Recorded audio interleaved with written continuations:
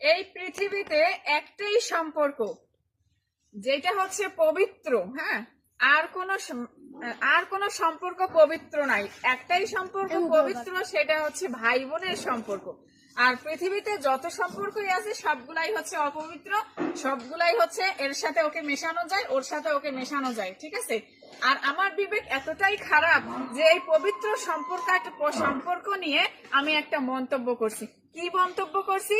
যে এইটাও মানে তাদের মেন্টালিটি এত ভালো যে তারা বলছে যে বাপের সাথে মেয়ের সম্পর্ক পজিটিভ।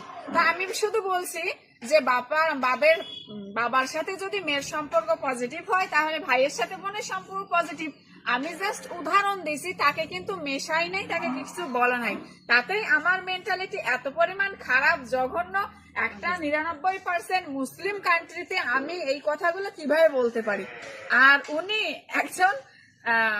একজন বিবেকবান সুস্থ মস্তিষ্কের মানুষ হয়ে 99 ভাগ একটা মুসলিম কান্ট্রিতে বসে একবার বউকে তার শ্বশুরের সাথে, একবার বউকে তার বোনজামের সাথে, একবার আমার দুলাভাইয়ের সাথে, একবার হচ্ছে ওই বিদেশে, একবার বরিশালে, আর একবার লাস্ট মুন্নাকে জড়াইয়ে সে আমাকে অপবাদ দিল।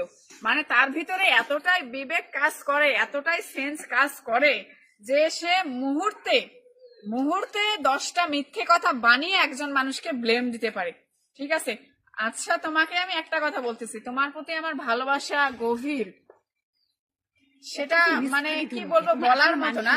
তো যাই হোক, যতটুকু ভালোবাসা ছিল আপনার প্রতি আমার, আপনার এই ব্যবহারে মিথ্যে কথা বানায় মানে আমাকে যে পরিমাণ বদনাম করার চেষ্টা করছেন, মানুষের কাছে খারাপ বানানোর চেষ্টা করছেন, হ্যাঁ, সেই জন্য আমার ভিতরে যতটুকু আপনার জন্য মায়া মমতা কাজ করছিল, আশা করি তার ছিটে ফোটাও আর নাই। ভালো থাকবেন আপনি।